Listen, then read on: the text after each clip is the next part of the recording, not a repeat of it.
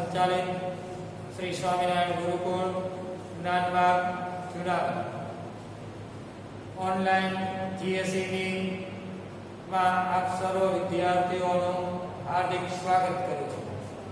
હું માલદાર સીપી ધોરણ 9 વિષય વિજ્ઞાન ચેપ્ટર 1 આપણી આસપાસના દ્રવ્યો. ધોરણ 9 વિષય વિજ્ઞાન ચેપ્ટર 1 આપણી આસપાસના દ્રવ્યો. અને આગળના વિડિયો લેક્ચરની અંદર આપણે બાષ્પીભવન એટલે શું એની આપણે ચર્ચા કરતા. બાષ્પીભવન એટલે શું? પહેલા તો બાષ્પીભવનની વ્યાખ્યા કેને બાષ્પીભવન કહેવાય.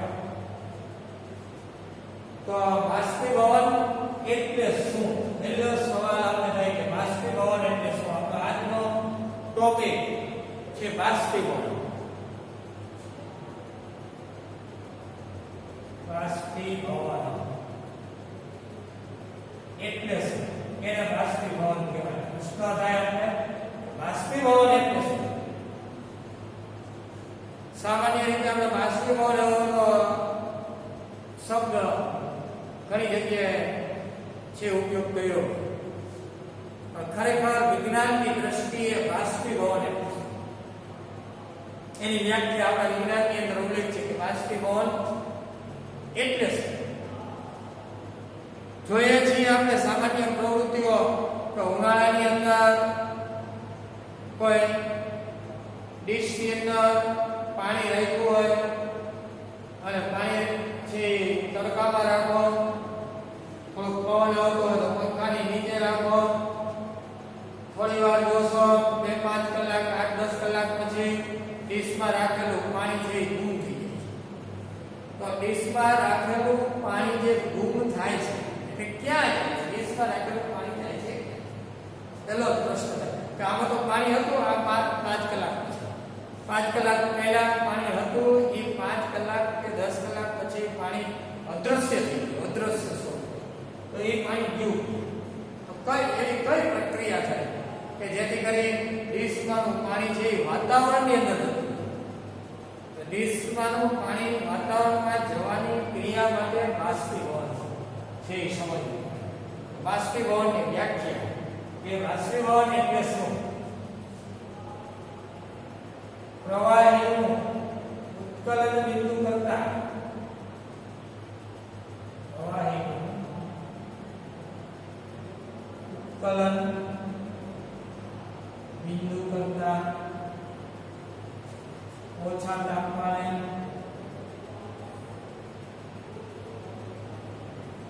પ્રવાહીનું ઉત્કલન બિંદુ કરતા ઓછા તાપમાને વાયુ સ્વરૂપમાં રૂપાંતર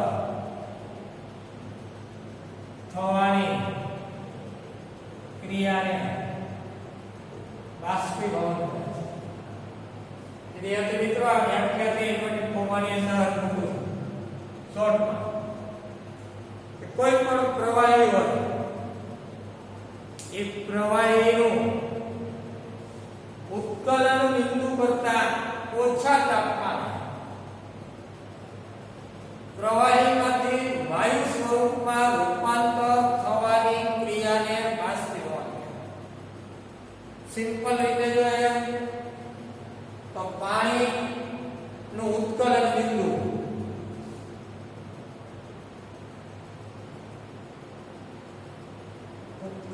બિંદુ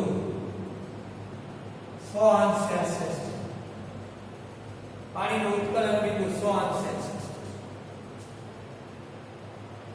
એટલે કે પાણી છે 100 અંશ સેલ્સિયસ તાપમાને આપવામાં આવે તો એ પાણીનું બાષ્પ સ્વરૂપે પરંતુ ઘણી વખત પાણીને આપણે પાત્રની અંદર રાખ્યું હોય, 1-2 દિવસ થાય તો એ પાણી છે એનું વાતાવરણની અંદર વાયુ સ્વરૂપે રૂપાંતર થઈ જાય છે. તાપમાન 100 અંશ સેલ્સિયસ થતું નથી છતાં બાષ્પની અંદર અથવા તો વાતાવરણની અંદર પાણી જે વાયુ સ્વરૂપે હોય છે. એનું કારણ એ કે ઉત્કલન બિંદુ કરતાં ઓછા તાપમાને પ્રવાહીનું વાયુમાં રૂપાંતર થવાની ક્રિયા બાષ્પીભવન. પાણીનું ઉત્કલન બિંદુ 100 અંશ છે. એના કરતાં ઓછા તાપમાને એ વાયુ અવસ્થામાં રૂપાંતર થાય છે. અંશ સેલ્સિયસ અને અંશ કેલ્વિન. અંશ સેલ્સિયસ અને અંશ કેલ્વિન. C એટલે સેલ્સિયસ, K એટલે કેલ્વિન. અંશ સેલ્સિયસ અને અંશ કેલ્વિન એ તાપમાનના એકમો છે. 0 અંશ સેલ્સિયસ બરાબર 273 અંશ કેલ્વિન. આ સંબંધ છે કે અંશ સેલ્સિયસ માંથી અંશ કેલ્વિન માં રૂપાંતર કરવું હોય તો 0 અંશ બરાબર 273 અંશ કેલ્વિન. દાખલા તરીકે તમને કોઈ કહે કે 10 અંશ સેલ્સિયસ 10 અંશ સેલ્સિયસ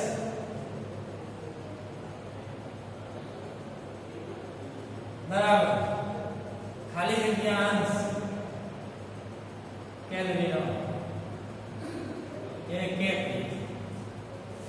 તો 273 માં 10 ઉમેરી એટલે 283 અંશ કેલ્વિન. એટલે અંશ કેલ્વિન અને અંશ સેલ્સિયસ આ વચ્ચેનો સંબંધ છે.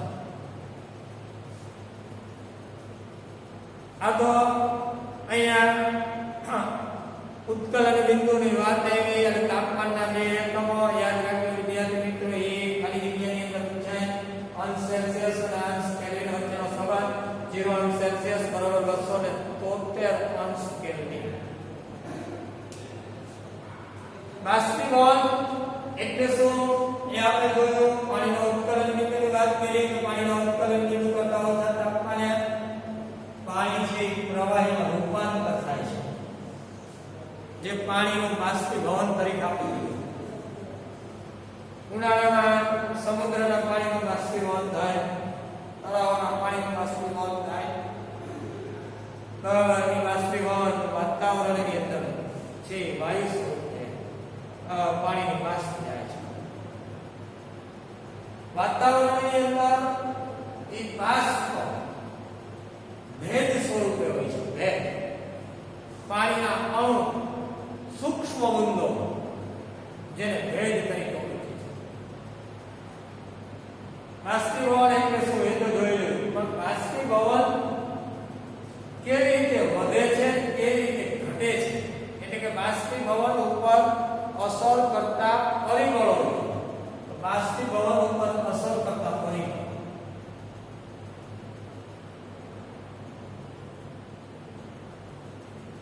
પર અસર કરતા પરિબળો. બાષ્પીભવન પર અસર કરતા પરિબળો અથવા બાષ્પીભવનની પ્રક્રિયા ઉપર કયા કયા પરિબળો અસર કરે છે. એમાંનું પહેલું પરિબળ આપણે જોઈએ પ્રવાહીની સપાટીનું ક્ષેત્રફળ.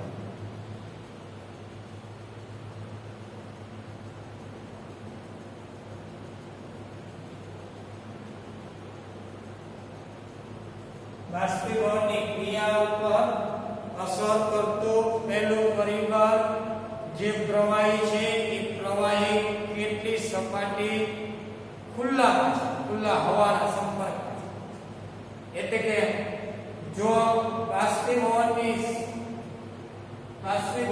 થાય એ પ્રવાહીની સપાટીનું ક્ષેત્રફળ જો વધારે વિસ્તારની અંદર હશે તો બાષ્પીભવનનો દર વધશે.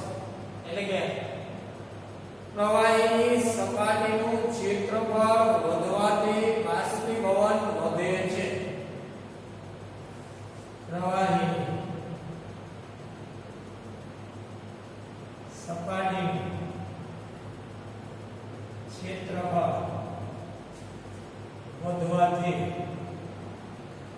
પ્રવાહીની સપાટીનું ક્ષેત્રફળ વધવાથી બાષ્પીભવનનો દર વધે છે. પ્રવાહીની સપાટીનું ક્ષેત્રફળ વધવાથી બાષ્પીભવન દર વધે. બાષ્પીભવન ઝડપી. જો સિમ્પલ ઉદાહરણ, આપણે જ્યારે ભીના કપડા હોય, એ ભીના કપડા છે એને ગોટો વાળી દેવાનો. ભીના કપડાનો ભેગા કરી દેવાના, બધા ભીના કપડા, અને એક જગ્યાએ મૂકી રાખવાના. તો એ ભીના કપડાને સુકવવા માટે ખૂબ જ સમય લાગશે. ભીના કપડા રાખી દે, સુકવવા માટે ખૂબ સમય લાગશે. હવે એ જ ભીના કપડાને જો દોરી ઉપર ચીપટી મારીને સૂકવી દે, થોડું કરી નાખવામાં આવે તો એ ભીના કપડા ઝડપથી સુકાશે. એટલે ઉદાહરણ તરીકે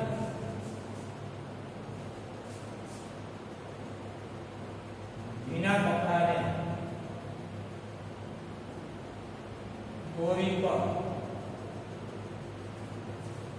સુકવવામાં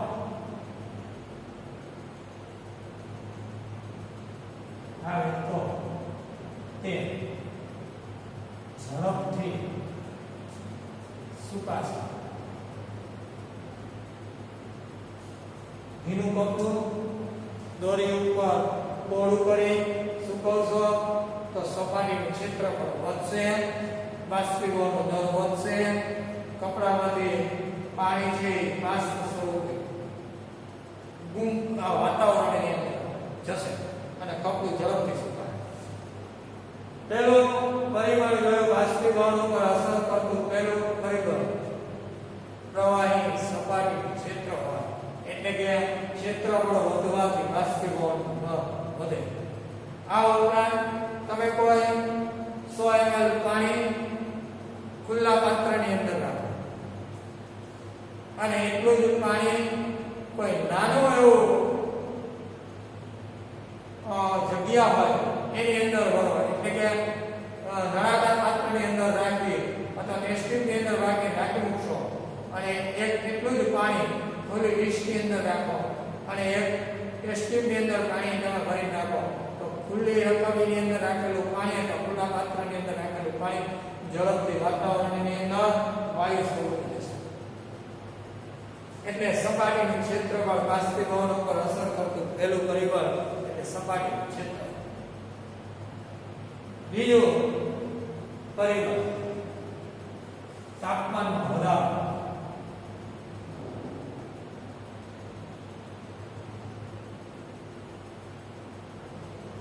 તાપમાનમાં વધારો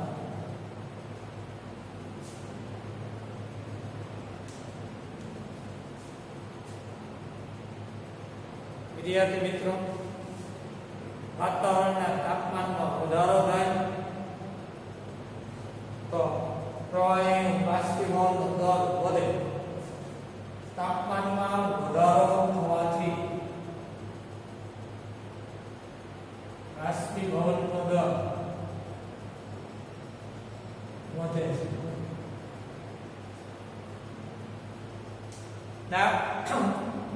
સિમ્પલ ઉદાહરણ છે કે ઉનાળાની અંદર તાપમાન વધુ હોય, વાતાવરણનું તાપમાન વધે, ઉનાળાની અંદર કપડું ઝડપથી સુકાય.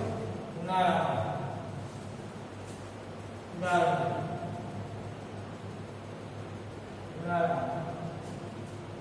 કપડું ઝડપથી સુકાય.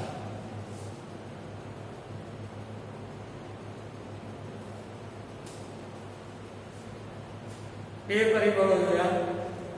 એક પરિબળ બાષ્પીભવન પર અસર કરતું પહેલું પરિબળ સપાટીનું ક્ષેત્રફળ વધવાથી બાષ્પીભવન વધે. બીજું પરિબળ તાપમાનમાં વધારો. તાપમાનમાં વધારો થવાથી બાષ્પીભવન વધે. અને ત્રીજું પરિબળ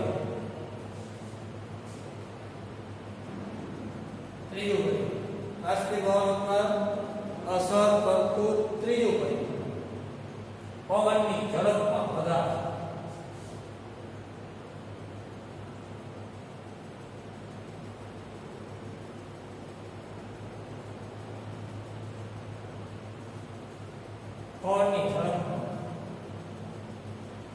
વિદ્યાર્થી મિત્રો, વાતાવરણમાં પવનની ઝડપ વધે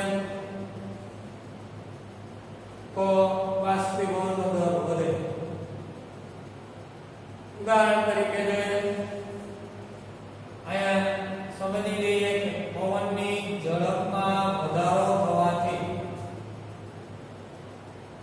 બાષ્પીભવનનો દર વધે છે. ઉદાહરણ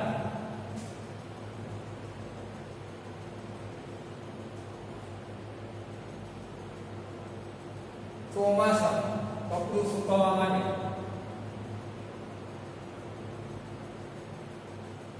કપડાને સુકવવા માટે કપડાને પંખા નીચે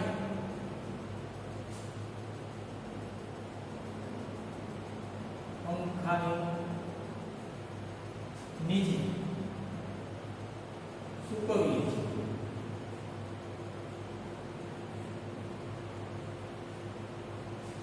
આપણે જોઈએ છે કે ચોમાસાની અંદર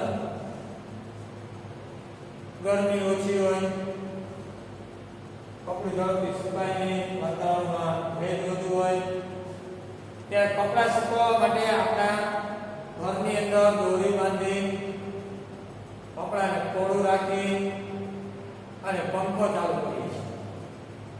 પંખો ચાલુ કરવાથી પવનની ઝડપ વધે છે. પવનની ઝડપ વધવાથી બાષ્પીભવન ઝડપી બને છે. એટલે કે કપડામાંથી ભેજ છે બાષ્પ સ્વરૂપે છે ઘુમાવે છે અને કપડું ઝડપથી સુકાય છે. ત્રીજું પરિબળ જોયું કે પવનની ઝડપ અથવા હવાની ઝડપ વધવાથી બાષ્પીભવન ઝડપી બને છે. ક્ષેત્રફળની સપાટી વધે, તાપમાન વધે, પવનની ઝડપ વધે તો બાષ્પીભવનનો દર વધે. ચોથું પરિબળ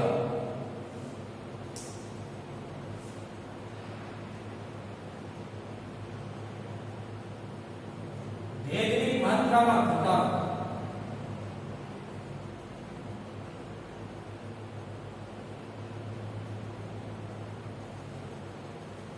વિદ્યાર્થી મિત્રો, પેલા ત્રણ પરિબળો સપાટી વધે, ક્ષેત્રફળ વધે, બાષ્પીભવન વધે, તાપમાન વધે, બાષ્પીભવન વધે, પવનની ઝડપ વધે, બાષ્પીભવન વધે. ચોથું પરિબળ આ ત્રણ પરિબળથી ઉલટું ગણી શકાય કે વાતાવરણની અંદર ભેજની માત્રામાં વધારો થાય તો બાષ્પીભવન ઘટે. એટલે જો ભેજની માત્રામાં ઘટાડો થાય તો બાષ્પીભવન વધે. એટલે થઈ ગયું છે ભેજની માત્રામાં ઘટાડો. જો ભેજની માત્રામાં ઘટાડો થવાથી બાષ્પીભવન નો દર વધે છે. ઉદાહરણ ચોમાસા ઋતુમાં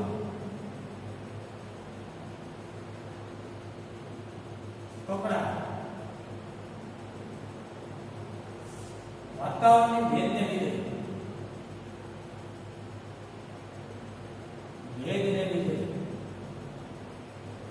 ભેજ વધવાથી ઝડપથી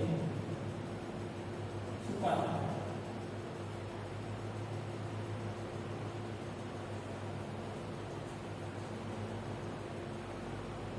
ઉનાળો, ચોમાસું અને શિયાળો ત્રણ ઋતુમાં આપણે સરખામણી કરીએ તો ચોમાસામાં વાતાવરણની અંદર ભેજનું પ્રમાણ વધુ છે. ભેજની માત્રા વાતાવરણમાં વધુ હોય તો બાષ્પીભવન ધીમા ગતિએ, કારણ કે ઓલરેડી વાતાવરણની અંદર સૂક્ષ્મ પાણીના અણુઓ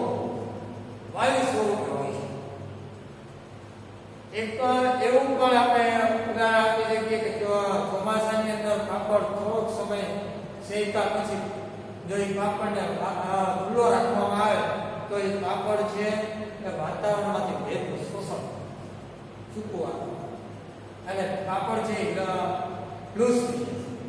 એવી જ રીતે ચોમાસાની અંદર ભેજની માત્રા વધુ હોય તો બાષ્પીભવન દર ઘટશે. આ ચાર પરિબળો છે એ બાષ્પીભવન ઉપર અસર કરતા હોય. એ ઉપરાંત કેટલાક વૈજ્ઞાનિક કારણો આપણે જોઈએ. કેટલાક વૈજ્ઞાનિક કારણો એસિટોન ને હથેળીમાં લેવામાં આવે તો હથેળીમાં કેવી રીતે ઠંડક પ્રસરે છે. એસિટોન એક કાર્બનિક પદાર્થ. એસિટોન થી હથેળીમાં કઈ રીતે ઠંડક પ્રસરે છે વૈજ્ઞાનિક કારણ. એસિટોન થી હથેળીમાં કેવી રીતે ઠંડક ઉત્પન્ન થાય છે વૈજ્ઞાનિક કારણ સમજી શકે. પહેલા તો શબ્દ આવ્યો એસિટોન. આપણા મગજની અંદર વિચાર થાય કે એસિટોન છે. વિદ્યાર્થી મિત્રો ઘણા એસિટોન જોયો. એસિટોન એક કાર્બનિક પદાર્થ છે. એસિટોન કાર્બનિક પદાર્થ.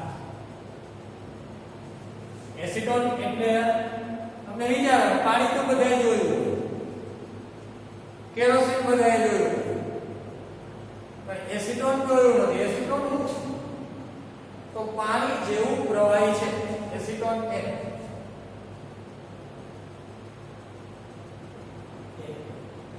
પાણી જેવું પ્રવાહી જે કાર્બનિક પદાર્થ.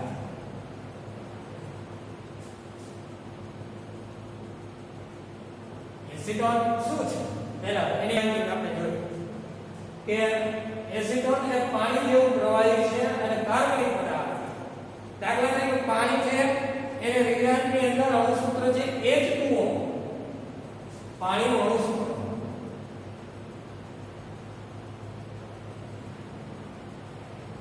અણુસૂત્ર છે H2O.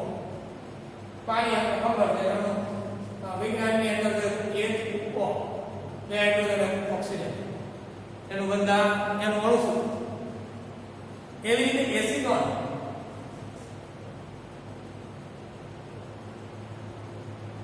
અણુસૂત્ર CH3COCH. એસિટોન નું અણુસૂત્ર છે CH3COCH. એ અણુસૂત્ર જેને નેલ પોલિશ ઘણી વખત રિમૂવર તરીકે પણ ઓળખાય છે. નખ ઉપર જ્યારે કલર કરેલો હોય એ નખ ઉપરના કલરને દૂર કરવા માટે છે એનો ઉપયોગ થાય છે. એટલે કે સારો એવો દ્રાવક છે. એસિટોન એ સારો એવો દ્રાવક છે. પ્રયોગશાળાના દ્રાવક તરીકે પણ એનો ઉપયોગ થાય. પ્રવાહી જે પાણીની અંદર મીઠું ઘણા પદાર્થો ઓગળે છે એમ એસિટોનની અંદર પણ ઘણા કાર્બનિક પદાર્થોને ઓગાળવા માટે એસિટોનનો ઉપયોગ થાય છે. એસિટોન એક દ્રાવક છે. પાણી એ ઉત્તમ દ્રાવક છે અને એસિટોન પણ એક દ્રાવક છે. એ એસિટોન ની વાત કરીએ કે એ એસિટોન પ્રવાહી છે. અણુસૂત્ર CH3CO CH3 છે. એ એસિટોનને જ્યારે હથેળીની અંદર લેવામાં આપણે અહીંયા વાત કરીએ કે પ્રવાહી એસિટોનને હથેળીમાં લેવામાં આવે તો કેવી રીતે ઠંડક ઉત્પન્ન થાય છે. એસિટોનને હથેળીમાં તમે લેશો, થોડી વાર છે રાખશો એટલે તમારી હથેળી છે એમાં ઠંડક થશે. તો એસિટોન છે એ હથેળીમાંની ગરમીનું શોષણ કરે છે. એટલે હથેળીમાં છે એમાંથી ગરમીનું શોષણ થાય અને એસિટોનની ગરમી પ્રાપ્ત થશે અને એસિટોન છે બાષ્પ સ્વરૂપે વાતાવરણની અંદર પછી ભળશે. આવી રીતે હથેળીમાં થી ગરમીનું શોષણ થાય એટલે હથેળી ઠંડી પડે એટલે હથેળીમાં ઠંડક થશે. એટલે કે એસિટોન છે હથેળીની ગરમીનું શોષણ કરી અને બાષ્પ સ્વરૂપે વાતાવરણની અંદર ગુમાવે છે. એટલે એસિટોન છે એ હથેળીમાં લેશો એનું બાષ્પીભવન થાય એટલે ઠંડક પ્રસરે છે. મેન કારણ કે એસિટોન હથેળીમાંની ગરમીનું આજુબાજુના વાતાવરણમાંની ગરમીનું શોષણ અને એના ઉત્કલન બિંદુ કરતા ઓછા તાપમાને પ્રવાહીમાંથી વાયુ સ્વરૂપમાં રૂપાંતર થાય. એટલે હથેળી ઠંડી પડે આજુબાજુ વાતાવરણમાંથી ગરમી શોષણ અને પ્રવાહી સ્વરૂપમાં રૂપાંતર થાય છે. પ્રવાહીમાંથી વાયુ સ્વરૂપમાં રૂપાંતર થાય છે. ઉનાળાની અંદર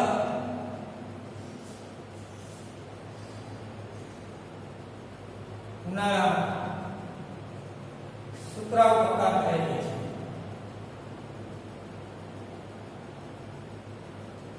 પહેરવા હિતાવ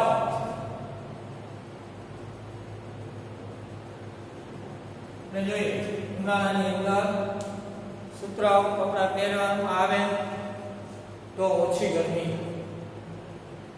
કારણ કે સુતરાઉ કપડાં છે એ ઉનાળા દરમિયાન ગરમી વધુ એટલે આપણા શરીરની અંદર સારી પ્રક્રિયાઓ થતી જ હોય છે.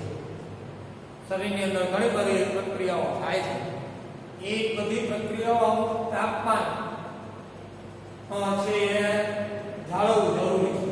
શરીરની શારીરિક પ્રક્રિયાઓ થાય તે દરમિયાન એ પ્રક્રિયાઓમાં તાપમાન પણ ખૂબ અગત્યનું છે. તાપમાન જાળવી રાખવું પણ ખૂબ જરૂરી છે. તાપમાન ઘટે તો શારીરિક અસરો થાય, તાપમાન વધે તો શારીરિક અસરો થાય.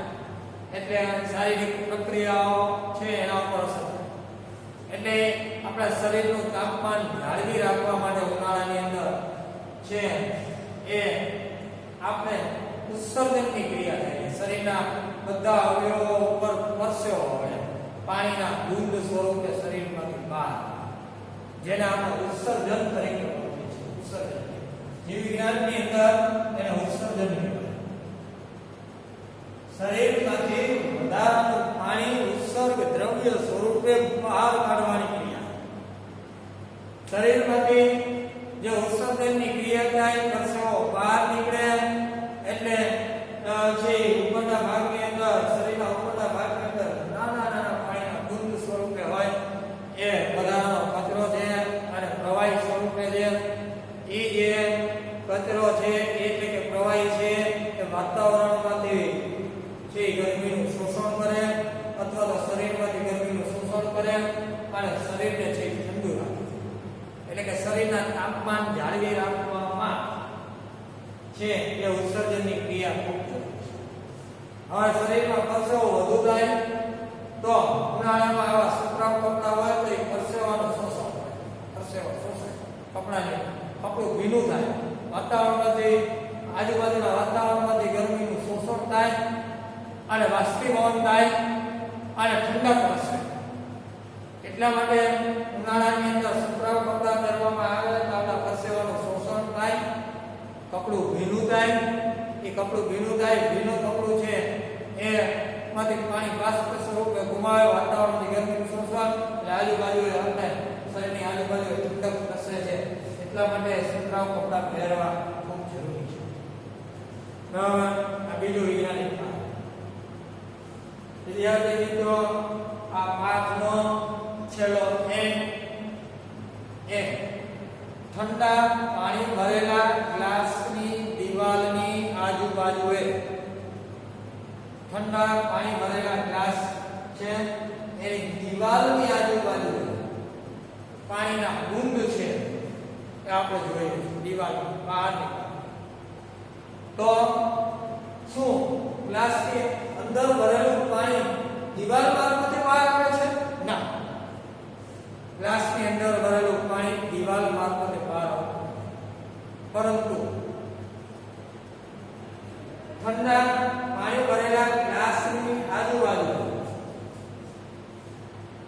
ઠંડા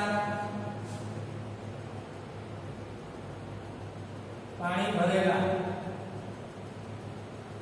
ગ્લાસની દીવાલ ઉપર પાણીના બૂંદો જોવા મળે છે. એનું વૈજ્ઞાનિક કારણ ઠંડા પાણી ભરેલા ગ્લાસના દિવાલની આજુબાજુ તો કે દિવાલની બહાર ઠંડા પાણી ભરેલા ગ્લાસના દિવાલની બહારના વાતાવરણમાં રહેલો ભેજ એ દિવાલના સંપર્કમાં વાતાવરણની હવાની અંદર રહેલો ભેજ એ દિવાલના સંપર્કમાં આવે એટલે એ ભેજ ઠંડો પડે અને પાણીના બુંદ સ્વરૂપે જોવા મળે. એટલે વાતાવરણમાં રહેલો ભેજ એ ઠંડો પડવાને લીધે પાણી સ્વરૂપે ઠંડા ગ્લાસની આજુબાજુએ છે બુંદ સ્વરૂપે જોવા મળે. હકીકતમાં અંદરનું પાણી બહાર નથી આવતું, પરંતુ વાતાવરણમાં રહેલો ભેજ છે ઠંડો પડવાને લીધે દિવાલની આજુબાજુ બુંદ જોવા મળે છે. જય સ્વામિનારાયણ. આ સાથે આપણું ચેપ્ટર છે અહીંયા પૂરું થાય છે. આ ચેપ્ટરની અંદર જે કાંઈ બધા ટોપિકો ભણાવ્યા એ બધાને વ્યવસ્થિત રીતે પાકી નોટની અંદર લેસન સ્વરૂપે છે ઉતારી લેવાના છે. આપણી આસપાસમાં દ્રવ્ય છે એનો છેલ્લો જોઈ લીધો વિદ્યાર્થી મિત્રો. આ સાથે આ ચેપ્ટર છે પૂર્ણ થાય